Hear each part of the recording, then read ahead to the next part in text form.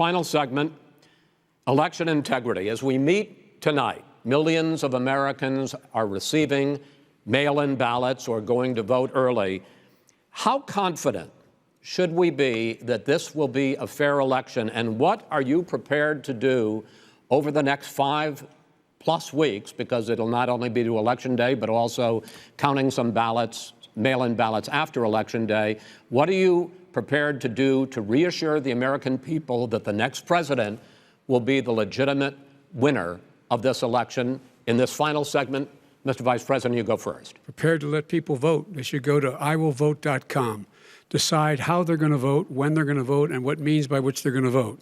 His own Homeland Security Director, and as well as the FBI Director, says there is no evidence at all that mail-in ballots are a source of being manipulated and cheating. They said that.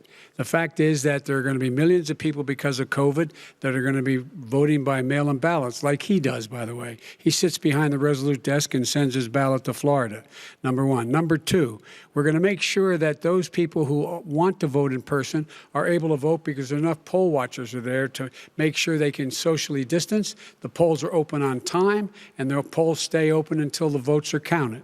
And this is all about trying to dissuade people from voting because he's trying to scare people into thinking that it's not going to be legitimate. Show up and vote. You will determine the outcome of this election. Vote, vote, vote. If you're able to vote early in your state, vote early.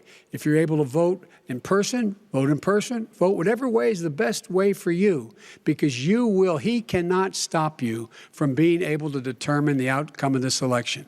And in terms of whether or not when the votes are counted, and they're all counted, that will be accepted. If I win, that will be accepted. If I lose, that'll be accepted. But by the way, if in fact he says he's not sure what he's going to accept, well, let me tell you something. It doesn't matter, because if we get the votes, it's going to be all over. He's going to go. He can't stay in power. It won't happen. It won't happen. So vote.